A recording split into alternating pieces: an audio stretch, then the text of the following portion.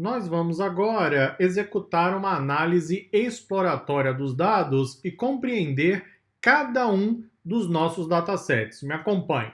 Para começar, eu vou lançar aqui uma pergunta. Faz sentido calcular a correlação com colunas do tipo ID? Antes de responder essa pergunta, vamos dar uma olhada no shape, no head do DataFrame que representa os corredores. Você com certeza já foi em um supermercado, não é isso? No supermercado não temos corredores com os produtos? Pois bem, esse dataset contém a identificação de cada corredor. Nesse caso, não é o corredor especificamente do supermercado, porque o portal de onde os dados foram extraídos é um portal de vendas online, um portal de e-commerce, mas que tem os produtos divididos em corredores ou categorias, né, se você preferir. Vamos então dar uma olhada no shape. Temos 134 linhas e 2 colunas. Vamos imprimir uma amostra dos dados. Eu tenho uma coluna de ID, que é a identificação de cada corredor, e o nome do corredor. Eu agora volto à pergunta: faz sentido calcular a correlação com colunas do tipo ID? O que você acha? Não é para decorar, você vê a DSA para aprender de verdade, não foi isso? Então pare, dê um pause no vídeo e reflita sobre o problema. Faz sentido calcular a correlação? Não, não faz sentido algum. Nós não usamos coluna ID para executar cálculo de correlação. A coluna ID, como o próprio nome sugere, é apenas identificação dos registros. Você só vai usar a coluna ID se quiser identificar cada linha, só isso. Você não vai usar a coluna ID em Machine Learning, não vai utilizar a coluna ID em cálculo estatístico, não vai usar a coluna ID para calcular a média. Faz sentido calcular a média do ID? Não. Nesse caso, nesse dataset, não há nenhuma análise a ser feita, de fato, concorda? Eu tenho o ID e tenho o nome. Pronto, só isso. Quantos corredores eu tenho? 134.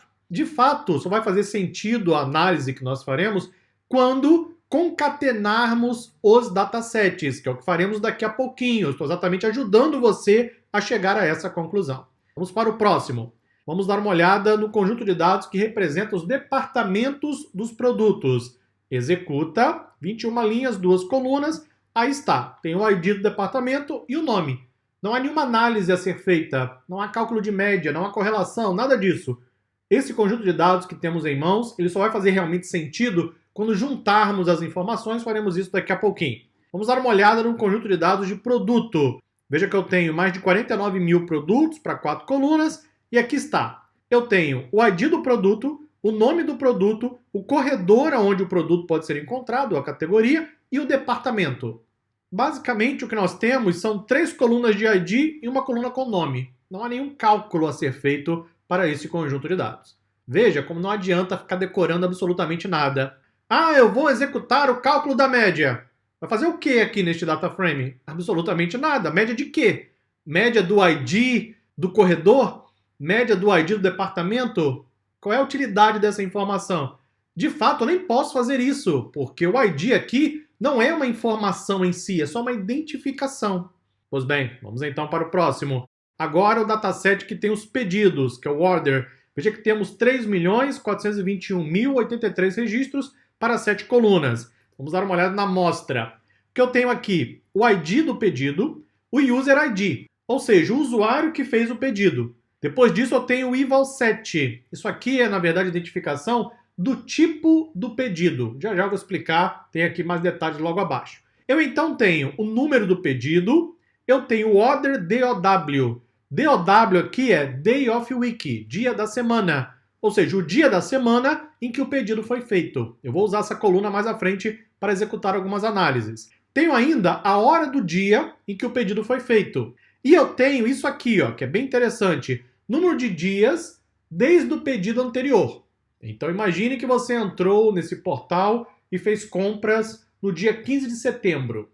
Você voltou cerca de um mês depois, no dia 15 de outubro, fez um novo pedido.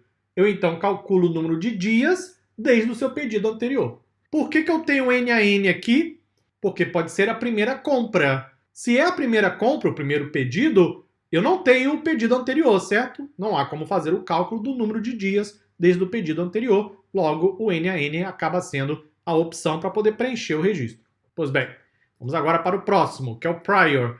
O prior, de fato, é uma espécie de subset desse conjunto de dados. Veja que nós temos 3.243.000 registros. Exatamente esse eval set aqui.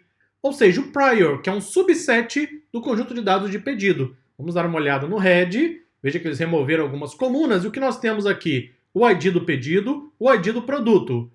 A ordem com que o produto foi adicionado ao carrinho. Então imagine que você está no site da Amazon, ok? Para usar um exemplo bem claro. Você vai lá navegar pelo site da Amazon, você adiciona um livro ao carrinho, seu carrinho de compras. É o primeiro item. Aí você agora pesquisou, achou um tablet. Vai lá e adiciona, é o segundo item no seu carrinho e assim sucessivamente. Pois bem, eu tenho a ordem com que os produtos são adicionados ao carrinho e tenho ainda a coluna que identifica o reorder, que é o quê? Se é, na verdade, uma outra compra do mesmo produto. Aí você pode perguntar, mas espera aí, para que eu vou fazer uma outra compra do mesmo produto? Um bom exemplo é a fraldinha do neném, não é isso? Provavelmente os pais compram fraldas todas as semanas, então ele vai fazendo vários e vários pedidos do mesmo produto. Esse exercício que eu estou fazendo com você é um exercício de análise de negócios, que a grande maioria dos alunos tem imensa dificuldade, imensa. É só você parar e analisar os dados. É esse o seu trabalho, é análise. O seu trabalho não é ficar criando código Python. O seu trabalho é de análise. É identificar o que os dados representam.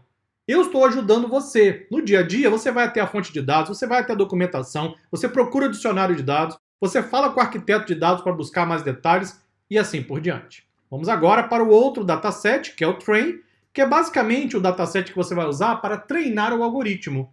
Veja que é um outro subset do nosso conjunto de dados de pedido. Por último, eu tenho aqui uma opção muito interessante. Por que não usar programação e verificar o total de registros em todos os datasets de uma vez? O que eu fiz aqui com você, didaticamente, é claro que é o ideal, né? Você está aqui aprendendo, então vou mostrando item a item. Quando você já estiver mais maduro na construção do seu processo de análise, pense sempre, será que eu consigo automatizar a minha tarefa de alguma forma? Olha só o que eu estou fazendo, hein? Eu vou executar a célula, que fica mais fácil de explicar, e lá está. Para cada arquivo, o total de registros. Com uma célula, eu basicamente fiz o mesmo que eu mostrei nas células anteriores. Então sempre faça a pergunta, será que eu posso automatizar o meu trabalho?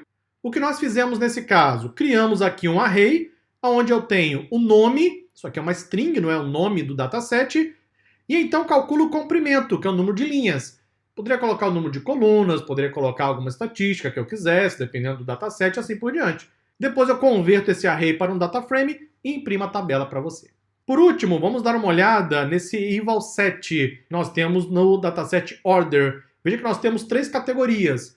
O prior, que é exatamente o conjunto de dados que representa se houve ou não pedido anterior. O train, para você treinar o seu algoritmo, qualquer algoritmo. E o teste, que é para você testar o algoritmo. Esse data frame, esse conjunto de dados, pode ser usado para várias atividades. Vou trazer para você, claro, o MBA. Continuamos na próxima aula. Até lá!